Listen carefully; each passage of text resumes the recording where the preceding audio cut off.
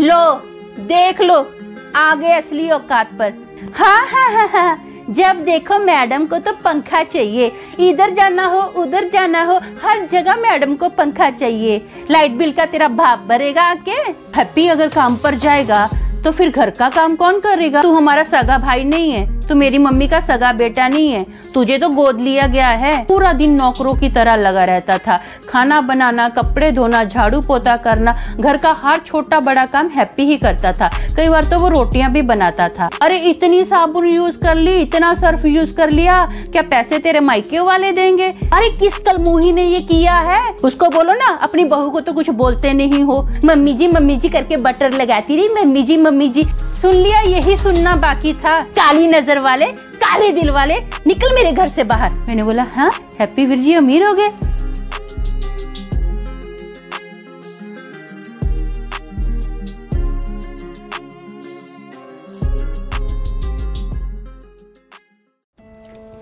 रिश्ते बेशकीमती होते हैं और कुछ के लिए इसकी कोई कीमत नहीं होती। तर्क और असहमति स्वाभाविक है क्योंकि सभी अलग अलग हैं।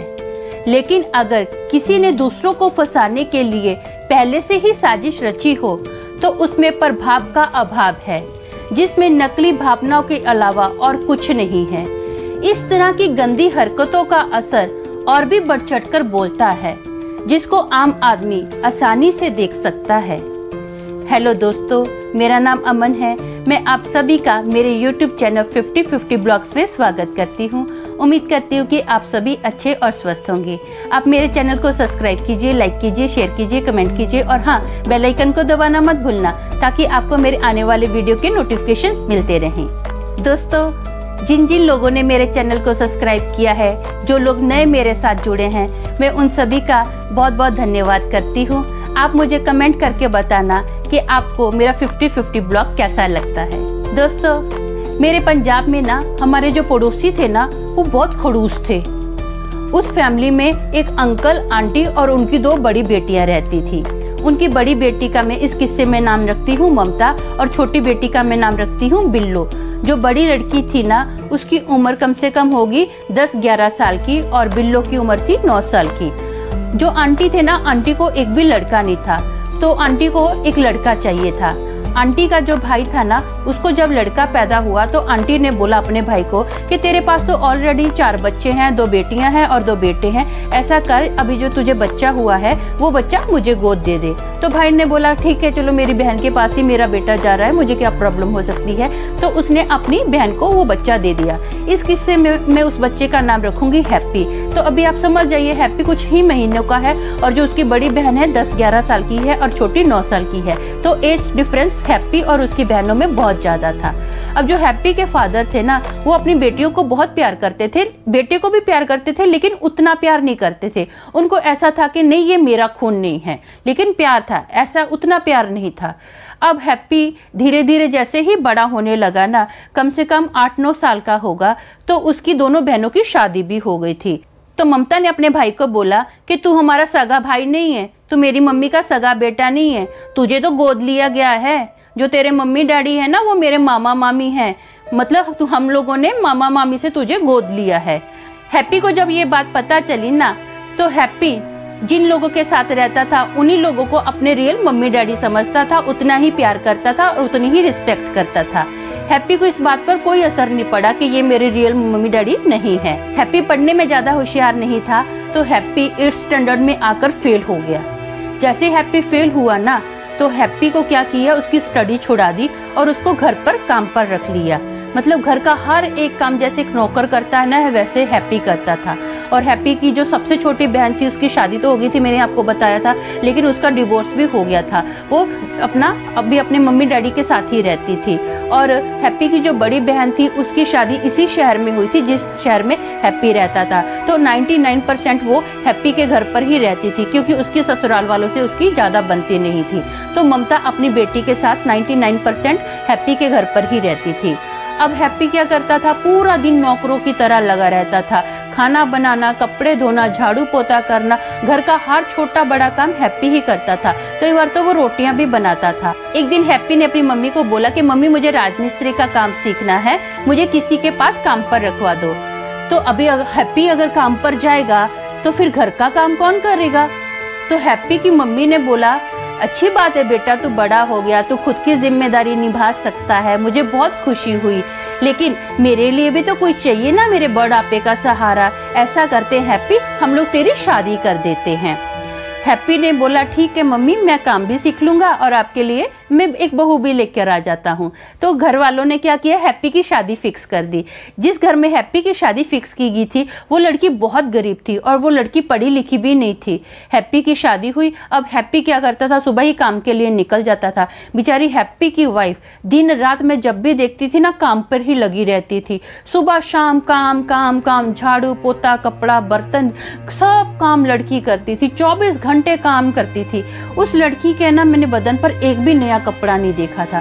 जब भी वो उसके बदन पर कपड़े देखती थी तो उसकी जो नंदों के कपड़े होते थे ना, जो पुराने हो जाते थे, वो अपनी भाभी को दे देती थी। ऐसा वो औरतें अपनी भाभी के साथ करती थी। तो हर बात पर ना वो जो हैप्पी की वाइफ थी, इस किस्से में हैप्पी की वाइफ का नाम रखती हूँ रानो भाभी। जो रानो भाभी थी ना, उसको उसकी नंदी 24 घंटे ताने ही देती रहती थी। अरे इतनी साबुन यूज कर ली, इतना सर्फ यूज कर लिया, क्या पैसे तेरे मायके वाले देंगे। जब देखो कुछ ना कुछ तोड़ फोड़ करती रहती है, ये सामान क्या तू तेरे मायके से लाएगी। 24 घंटे उसको ताने ही ताने देते थे और ये सारी आवाजें ना हमारे घर तक आती थी, इसलिए हमको सुनता रहता था कि बेचारी को क्या क्या ताने पड़ते हैं। एक दिन क्या हुआ, जैसे ही रानो भाभी नहा के निकली ना, तो उसकी एक ननन ने क्या किया, बाथरूम के आगे ही बाल्टी रख दी एक, कि जैसे कोई बाथरूम में एंटर करेगा, ऐसे डोर ओपन होगी ना तो बाल्टी ठक देने टकराएगी तो दरवाजा रिवर्स में फेस पर बजेगा। तो ऐसे उसने किसी ने जानबूझकर बाल्टी ऐसे रख दी। अब जैसे ही रानो भाभी नहा कर बाहर निकली ना, तो हैप्पी की मम्मी बाथरूम में गई और जैसे उसने दरवाजा खोला, हैप्पी की मम्मी ने ना तो उसके मुंह पर धप देने दरवाजा लगा। आंटी जोर से चिल्लाए, अरे किस कलमुही ने ये किया है, मेरे फेस पे, मेरे नाक पे देखो कितनी चोट लग गई है। तो उसकी ननद आके बोली, क्या हुआ मम्मी, क्या हो गया। तो बोलती, देखना बेटा कितनी जोर से मेरे नाक पे लगा है, मेरा नाक लाल हो गया। हाँ मम्मी, रानो भाभी नहा के निकली थी, इसको कब बुद्धि आएगी, मोटी चर्बी वाली को बुद्धि नहीं है, पता ही नहीं है कि क्या लग भी सकता है किसी को। तो मैं जानबूझकर ऐसे ही आंटी के घर पर मैंने आवाजें सुनी थी ना, तो मैं भी जानबूझकर आंटी के घर पर घुस गई किसी चीज को लेने के बहाने के लिए। जब मैंने आंटी की नाक देखी, कुछ भी नहीं था, कौन सी लाल थी, जैसे नॉर्मल नाक होती है वैसी आंटी की नाक थी। अब आपको पता कि मुझे पंचायत करने की बहुत आदत है, तो मुझे भी बहुत पंचायत करने की आदत थी। मैं भी जानबूझकर आंटी के घर पर जाती रहती थी, इसीलिए मुझे ढेर सारे किस्से आंटी के घर के मालूम हैं। तो आंटी की ना 24 घंटे आवाज आती रहती थी, अरे फ्रिज का दरवाजा किसने खोल दिया। 24 घंटे देखो फ्रिज का दरवाजा खुला रहता है, जब देखो फ्रिज का दरवाजा खुला रहता है, ये लोग तो फ्रिज खराब कर कर ही हटेंगे। अब मैं 24 घंटे इसलिए बोल रही हूँ, कई बार क्या होता था, रात को 2 बजे भी आंटी की जोर से चिल्लाते थे, फ्रिज का दरवाजा किसने खुला रखा, लाइट आ रही है, सोने भी नहीं देते हैं। तो ऐसे इसलिए मैं 24 घंटे बोल रही हूँ। तो उसकी नंदे बोलती थी, किचन में काम कौन करता है, 24 घंटे कौन किचन में रहता है, ये रानो ही रहती है ना, तो अब क्यों इतना चिल्लाते रहते हो, जिस पे चिल्लाना चाहिए उस पे तो चिल्लाते नहीं हो, हम लोगों पे बोलते रहते हो, फ्रिज का दरवाजा किसने खुला रखा, फ्रिज का दरवाजा किसने खुला रखा। उसको बोलो ना, अपनी बहू को तो कुछ बोलते नहीं हो। हाँ, ऐसे कर करके ना जो उसकी नंदे थी ना, रानो भाभी के खिलाफ भड़काती रहती थी। अब पूरी आवाज आती थी, समझ में आता था आवाज से कि कैसे वो अपनी माँ को भड़काती हैं। अब रानो भाभी क्या हुआ, प्रेग्नेंट हो गई।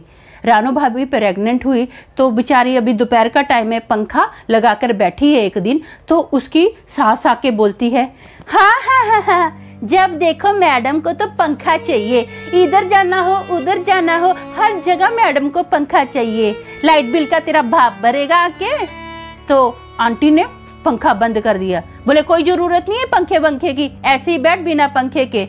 तो उसने क्या किया, अभी रानो भाभी को बेचारी को इतनी गर्मी लग रही थी, प्रेग्नेंट लेडी है, तो रानो भाभी ना गली में आकर बैठ गई। तो उसकी नंदे आई, मम्मी देखो घर की इज्जत कैसे ये नीलाम कर रही है, दाव पे लगा दी इसने घर की इज्जत। हाँ, कितना बड़ा पेट लेके लोगों को दिखा रही है, शर्म है या तो इसने बेच खाई है। और क्या करे, ना घर में उसको चैन है ना बाहर चैन है। फाइनली वो अपना चुपचाप अंदर चली गई। वो हैप्पी भाई को भी कुछ नहीं बोलती थी कि ये लोग मेरे साथ कैसा बिहेव करते हैं, लेकिन हैप्पी भाई की शक्ल देखकर ऐसा लगता था कि उनको सब पता है, फिर भी वो कुछ नहीं बोलते हैं। अब क्या हुआ, भाभी को 2 बच्चे हो गए, 2 बच्चे हुए हैं, जुड़वा बच्चे हुए हैं। तो जुड़वा बच्चों के खर्चे तो आप लोग जानते ही हो कि कितने होते हैं।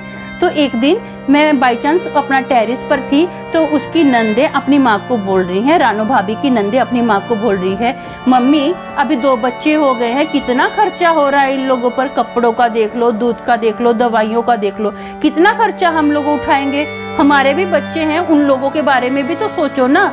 तो हैप्पी को बोलो जो भी है थोड़ा और काम करे और ओवर टाइम करे, पैसा और लाए ना, इतने से पैसे से क्या होगा, कैसे घर चलेगा। तो ऐसा हैप्पी और भी ज्यादा ओवर टाइम करने लग गया। अब उसके पास मतलब बच्चों के लिए, बेबी के लिए बिल्कुल भी टाइम नहीं था बेचारे के पास। जब से रानू भाभी को जुड़वा बच्चे हुए ना, उनकी तबीयत बहुत खराब रहने लगी। फिर भी वो 24 घंटे घर का काम करते थे। किसी को मतलब ऐसा था, वो ऐसे कोशिश करते थे कि मेरी वजह से किसी को कोई कंप्लेन ना आए। उसकी फिर भी नंदे के देखो बच्चा हो गया है, इसका मतलब क्या है, तू घर पर अभी राज करेगी, हाँ काम धंधा कौन करेगा, पूरा काम ऐसा ही पड़ा रहता है। ऐसे ऑलवेज तानों की आवाज आती रहती थी। एक दिन रानू भाभी बहुत ज्यादा बीमार थे, उन्होंने खाना वगैरह बनाया, सबको खाना वगैरह सर्व किया, और सब लोग क्या थे, किसी को कहीं बाहर जाना था तो वो लोग बाहर गए। और रानू भाभी ने क्या किया, रानू भाभी की तबीयत ठीक नहीं है, तो उन्होंने ऐसे दोपहर के जो भी बर्तन थे सब बर्तन छोड़ दिए और दवाई खाकर सो गए। कम से कम 1.5-2 घंटा भाभी सोए, और उसके बाद बच्चे रोने लगे ना जैसे, तो भाभी की आँख खुल गई। अब आँख खुली तो भाभी क्या कर रहे हैं, बच्चों का डायपर वगैरह चेंज कर रहे हैं। तो यहाँ पर जो ममता की बेटी थी ना, उसकी उम्र अभी बड़ी हो गई थी, वो 10-11 साल की थी। तो उसने क्या किया, उसने जाकर किचन में मैगी बनानी स्टार्ट कर दी। अब सब बर्तन जूठे पड़े थे, तो उसने बर्तन धोना स्टार्ट किया कि चलो मैं मैगी तो चढ़ा दी है, इस बर्तन में, इस थाली में मैं मैगी निकाल कर खा लूँगी। बाई चांस हैप्पी के मम्मी डैडी और उसकी बहनें आई। जैसे ही उन लोगों ने किचन में देखा कि मेरी बेटी काम कर रही है, ममता ने देखा तो आई, फट से भड़कने लग गई, अपनी भाभी पर भड़की, बोले शर्म नहीं आती है, हमारे पीछे से मेरी बेटी का ऐसा बिहेव करती है, उसको नौकरानियों के जैसा ट्रीट करती है। तो वो बोलती है, अरे दीदी हुआ क्या, मेरे को तो कुछ पता भी नहीं, अब क्यों भड़क रहे हो। हाँ मैं तो भड़क रही हूँ, मैं तो पागल हूँ ना, मुझे तो पागल कुत्ते ने काट लिया है, इसलिए मैं तेरे पर भड़क रही हूँ, मेरा तो दिमाग खराब हो गया है, मुझे तो कोई काम धंधा नहीं है, बस तेरे पीछे ही पड़ी रहती हूँ। उसने बोला, दीदी आप मुझे बताइए तो सही क्या बात हुई है, मेरी बेटी को नौकरानी बना के रखा है, ये देख सारे बर्तन मेरी बेटी कर रही है।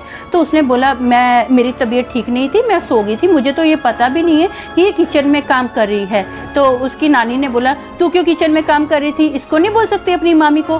तो बोले, वो बच्ची बोलती है, मैंने तो मामी को बोला था, मामी ने बोला तू खुद ही मैगी बना ले और ये सारे बर्तन भी कर दे। तो उसकी मामी ने बोला, मतलब रानू भाभी ने बोला, मैंने तुझे कब बोला, क्यों झूठ बोलती है।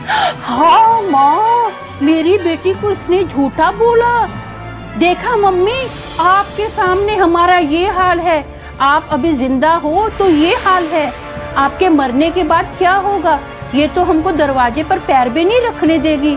हाय मेरी बेटी बेचारी, इसने क्या बिगाड़ा इसका। ऐसे ऐसे कर ऐसी ऐसी आवाजें आ रही थी, बड़ी नौटंकी भरी आवाजें आ रही थी, ऐसे रो रही है, मेरी बेटी को झूठा बोला। तो उसने बोला, नहीं मम्मी जी आप मेरी बात सुनिए, आप दीदी को कुछ गलत फहमी हुई है। हाँ मुझे गलत फहमी हुई है, मम्मी जी करके बटर लगाती रही, मम्मी जी को तो तेरे अलावा कुछ दिखता नहीं है, तो देखना। बोले, मेरे को क्या पता नहीं है, जो तेरी नजर है मेरी माँ के पैसों पर है, पूरी नजर तेरी इस घर पर है, हमको क्या बेवकूफ समझती है। वो बोले, दीदी आप क्या बोल रहे हो, हाँ ऐसा कैसे आप बोल रहे हो। इतने में क्या हुआ, हैप्पी वीर जी दोपहर को घर पर खाने के लिए आए। हैप्पी वीर जी ने बोला, ये क्या है, इतनी क्यों आवाजें आ रही है झगड़े की। हाँ हम लोग ही झगड़े करते हैं, हम लोग ही तेरी बीवी के पीछे पड़े हुए हैं। तो बोला, बात क्या हुई है मुझे बताओ तो सही। हाँ तू तो अपनी मैडम की साइड लेगा, हमारी साइड थोड़ो लेगा। तो बोला, बात क्या हुई है। बोले, मेरी बेटी को बोलती है कि सारे बर्तन घस, घर का काम हमारे पीछे से मेरी बेटी से करवाती है। वो बोला, नहीं ये ऐसा नहीं कर सकती है, मैंने खुद देखा है 24 घंटे तो ये घर पर खुद ही काम करती रहती है। लो देख लो, आ गए असली औकात पर। बोला, दीदी क्या बोल रहे हो आप। हाँ मुझे तो ऐसा कुछ पता ही नहीं है, मियाँ बीबी मेरी माँ की दौलत के पीछे पड़े हो। बोला आपकी माँ? क्या वो मेरी माँ नहीं है? बोले नहीं, तुझे पहले ही बता दिया था वो तेरी माँ नहीं है, और तुम लोगों की नजर हमारे घर के पैसों पे है। तो हैप्पी वीर जी बोले कि दीदी आप कुछ भी मत बोलो, मैं जो भी पैसा लाता हूँ सब आप लोगों के हाथ पर रखता हूँ, मैं तो 1 रुपया भी अपने हाथ में नहीं रखता। लो मम्मी, सुन लिया? यही सुनना बाकी था, सुना दिया ना कि सारी कमाई हमको देता है। हमने तो कभी आज तक नहीं बोला, हमने तेरे ऊपर जो खर्चा किया है हमने कभी तुझे सुनाया? तो उसकी माँ बोली हाँ, तू ऐसे कैसे बोल सकता है, मैंने तुझे अपने बेटे के जैसा पाला, आखिरकार दिखा दिया ना तूने अपना रंग। तो बोले हाँ मम्मी, आप देख लो ये लोग कैसा बिहेव करते हैं, मेरी बेटी को तो इन लोगों ने नौकर बना के रखा है, मैं इस घर में नहीं रहूंगी। और ममता बोली अपनी बेटी का हाथ पकड़कर मैं इस घर से जाती हूँ मम्मी, मेरा आप लोगों से नाता खत्म। तो उसकी माँ ने बोला तू क्यों इस घर से जाएगी, जाएंगे तो ये लोग जाएंगे। तो हैप्पी की माँ ने हैप्पी को बोला तेरा इस घर से कोई नाता नहीं है, तू अपना सामान उठा और निकल बाहर। तो वो बोलता मम्मी क्या क्या, बस बस बस, कोई मम्मी मम्मी शम्मी नहीं है, निकल बाहर तू मेरे घर से, उठा अभी का भी अपना सामान और निकल जा बाहर। जो हैप्पी की छोटी बहन थी ना, उसने तो हैप्पी का, भाभी का, बच्चों का सब सामान बाहर फेंकना स्टार्ट कर दिया और ऐसे बाहर अपने भाई को धक्के मारिए, निकल हमारे घर से बाहर, निकल हमारे घर से बाहर, हमें तो पहले ही पता था तेरी नजर हमारी प्रॉपर्टी पर है, हमको तेरी नीयत पता थी, काली नजर वाले, काले दिल वाले, निकल मेरे घर से बाहर, निकल। ऐसे कर करके बाप रे इतना बड़ा उन लोगों ने तमाशा कर दिया।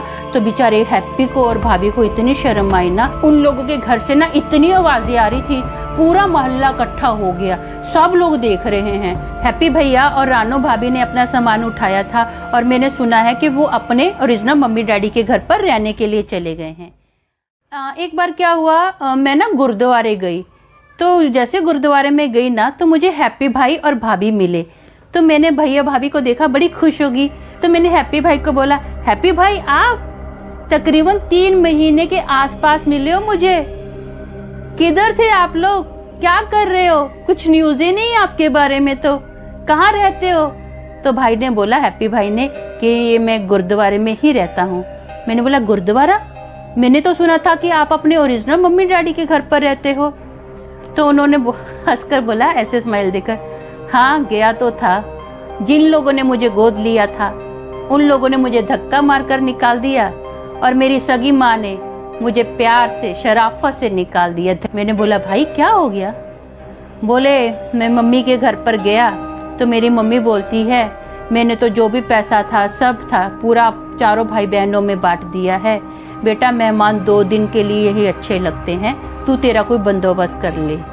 तो उसने बोला मम्मी मेरा भी तो हक बनता है, क्या मैं इस परिवार का बच्चा नहीं हूँ?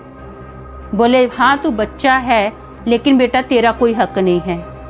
तो बोला क्यों हक नहीं है मेरा, कि आप मुझे भूल गए जन्म देकर?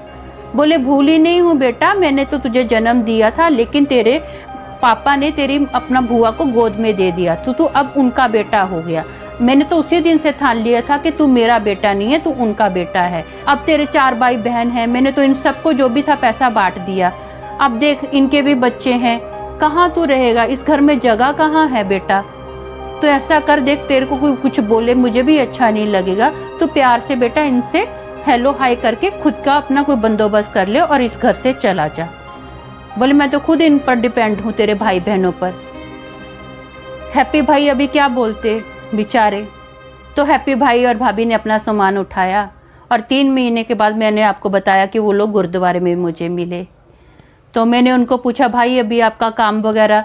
बोले काम वगैरह चल रहा है, जो भी पैसा आता है, अब तेरे को पता है कि इतना पैसा तो है नहीं इस धंधे में, जो भी है बच्चे अभी छोटे छोटे हैं, इनकी दवाइयों में लग जाता है, खाने पीने का ये गुरुद्वारे वाले कर देते हैं। तो मैंने बोला भाई अगर आप बुरा ना मानो तो मैं जितना हो सके थोड़ी बहुत आपकी हेल्प करूं।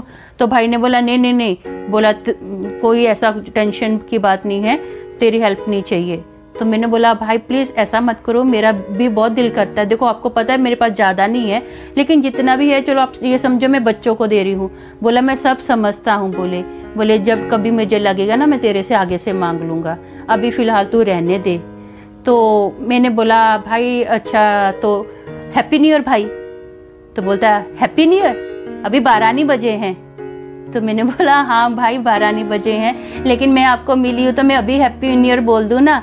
तो बाद में आप मुझे कब मिल लोगे कब नहीं मिलोगे मुझे क्या पता।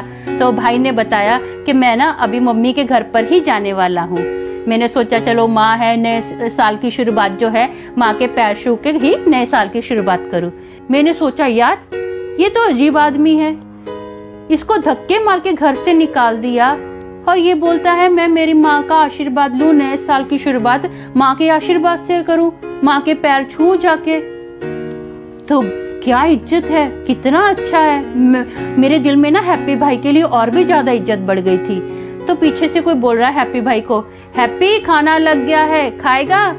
तो हैप्पी भाई बोलते नहीं नहीं नहीं, मैं आज मम्मी के घर पर जा रहा हूँ, मैं उधर ही खाना खा लूंगा। तो हैप्पी भाई बोले चल मैं निकलता हूँ। मैंने बोला ठीक है भाई आप निकलिए, मैं अभी गुरुद्वारे में आई हूँ, मैं थोड़ा इधर ही टाइम स्पेंड करूंगी। बोले ठीक है। अब मैं जैसे ही गुरुद्वारे से घर गई ना तो मैंने मेरी आंटी को बताया, आंटी आज मैं हैप्पी वीर जी से मिली थी। तो मेरी आंटी बोलते चीख मत, मुंह बंद रख, नहीं तो वो खड़ूस ना पागल कुत्ते के जैसा काटने आ जाएगी। तो मैंने आंटी को पूछा क्या हुआ। तो आंटी बोलते बताती हूँ। बोले जैसे मैं घर से बाहर निकली ना तो मैंने देखा बहुत सारी भीड़ जमा थी, सब लोगों से हैप्पी मिल रहा था। तो मैंने भी पूछा हैप्पी और कैसा है। बोले ठीक हूँ, बोले मम्मी के घर पर जाता हूँ। और अभी आपको पता है कि मेरे बाजू में ही तो आंटी का घर था, खड़ूस आंटी का घर। वो जैसे ही दरवाजा उसने खटखटाया ना तो आंटी बोलते हैं हैप्पी को देख के, अरे तू यहाँ क्या करने आया है, जा जा जल्दी जा, तेरी दीदी ने अगर देख लिया ना तो भड़क जाएगी, निकल जहाँ से, उसको अच्छा नहीं लगेगा तू यहाँ पर आया है, तू जल्दी यहाँ से निकल जा। तो हैप्पी वीर जी बोलते हैं मम्मी मैं तो आपके साथ बैठकर 2 निवाले खाना चाहता था। तो आंटी बोलते हैं यहाँ पर क्या मैंने भंडारा खोल के रखा है कि किसी के लिए भी आते जाते मैं खाना बांटती रहूं। तो बोलता मम्मी आज मैं किसी का हो गया। बोले हाँ मेरा तो तेरा उसी दिन से नाता खत्म हो गया था जब से तू इस घर से निकला है। तो वीर जी बोले मैं निकला नहीं मम्मी, मुझे तो निकाला गया। जो भी है बाबा तू याद जहाँ से बाहर, हमको बख्श दे। तो हैप्पी वीर जी ने क्या किया, अपने बच्चों के साथ और बेबी के साथ वहां से निकल गए। मैंने फट से आंटी को बोला आंटी उन्होंने तो खाना भी नहीं खाया, गुरुद्वारे में इस टाइम कब खाना मिलेगा, खाना भी बंद हो गया होगा। हाँ ये छोटे छोटे बच्चे हैं बेचारे, वो तो पूरी रात भूखे रहेंगे। अब गुरुद्वारा भी बंद हो गया होगा, हम तो कुछ कर भी नहीं सकते हैं। क्यों बाप रे, इतनी भयंकर मतलब उनके ऊपर सिचुएशन थी। मैं और मेरे आंटी क्या बोलते, एक दूसरे का मुंह देखने के बिना चुप हो गए हम लोग। अब रात को कौन सा गुरुद्वारे पे हमको एंट्री मिलेगी कि हम लोग जाकर खाना दे दे। तो ऐसा काफी टाइम बीता। एक दिन मैं फिर से गुरुद्वारे में गई तो मैंने ना किसी को पूछा कि हैप्पी वीर जी कहाँ है। तो उसने बताया हैप्पी तो कम से कम 1 महीना हो गया है यहाँ से चला गया। तो मैंने बोला अच्छा कहाँ चले गए, आपको कुछ पता है। बोले हाँ वो ना मुंबई जाने की बात कर रहा था। तो मैंने बोला अच्छा वो मुंबई चले गए। बोले हाँ ऐसा ही लग रहा है, बोल तो रहा था मैं मुंबई जा रहा हूँ। तो मैंने बोला ठीक है। अब काफी महीने बीत गए और मेरी एक फ्रेंड आई। मेरी फ्रेंड ने मुझे बोला तुझे पता है हैप्पी वीर जी बहुत अमीर हो गए। मैंने बोला हाँ हैप्पी वीर जी अमीर हो गए। मेरे को खुशी कि हैप्पी वीर जी ने, मुझे पता है कि कैसे कैसे हालातों से निकले हैं। तो मैंने बोला चलो ये तो अच्छी बात है। क्या अच्छी बात है, तुझे पता है उसकी वाइफ क्या काम करती है। मैंने बोला नहीं मुझे नहीं पता, क्या काम करती है। वो ना मुंबई में बार डांसर है। मैंने बोला बार डांसर क्या होता है। अरे होटलों में लोग दारू पीते हैं और लड़कियां नाचती हैं और लोग पैसे उड़ाते हैं। मैंने बोला अच्छा। बोले हाँ इसीलिए तो वो इतने अमीर हुए। अच्छा, बेचारे भाभी के बारे में और भैया के बारे में सुन के अच्छा नहीं लगा। अब उनकी हालात भी मेरे को पता थे, पेट भरने के लिए कुछ तो खाना था। तो मैंने बोला ठीक है चलो क्या बोलूं अभी मैं, तो मैं चुप हो गई। अब फिर से मुझे एक दिन मेरे सुखी पाजी मिले, वो मुंबई में ही रहते थे। तो उन्होंने बताया, बोले तुझे पता है हैप्पी का डिवोर्स हो गया। मैंने बोला है क्या बोल रहे हो। बोले हाँ, बोले मुझे रानो मिली थी, क्या उसने गोल्डन बाल किए हुए थे, मस्त कपड़े पहने हुए थे, खूब सारे गहने पहने हुए थे। मैंने बोला हाँ वीर जी वो तो ठीक है, लेकिन डिवोर्स क्यों हुआ। बोले ये तो मैंने पता नहीं, मैंने पूछा ही नहीं, बस रानो ने बोलिया कि साडा डिवोर्स हो गया। तो मैंने बोला फिर हैप्पी वीर जी किथे आ। बोले इन्ना तो उन्हें मैंने कुछ दसिया ही नहीं, बस इन्ना बोलिया सीगा कि बच्चे मेरे कोल आ गए मतलब बच्चे मेरे पास हैं और मेरा और हैप्पी का डिवोर्स हो गया। उस दिन के बाद हैप्पी वीर जी कहाँ हैं, किधर हैं, क्या कर रहे हैं, कोई न्यूज़ नहीं पता हमको। कोई न्यूज़ सुनने को मिली ही नहीं हैप्पी वीर जी के बारे में। हैप्पी वीर जी के बारे में जितना मुझे पता था मैंने उतना आपको बता दिया। इस किस्से ने मेरी जिंदगी पर इतना असर किया कि मैंने अपने इस अनुभव को कविता में लिख दिया। तो आपने मेरी जिंदगी के बारे में तो थोड़ा सुन ही लिया है, अब उसी टॉपिक पर थोड़ी कविता भी सुनिए। ये 50-50 ब्लॉग का स्टाइल है, थोड़ी जिंदगी थोड़ी कविता। क्या देगा इंसान अमन रे, सब कुछ परमेश्वर देता है। क्या देगा इंसान अमन रे, सब कुछ परमेश्वर देता है। आस लगे ना किसी पे तब से, अब तक बहुत कुछ देखा है। आस लगे ना किसी पे तब से, अब तक बहुत कुछ देखा है।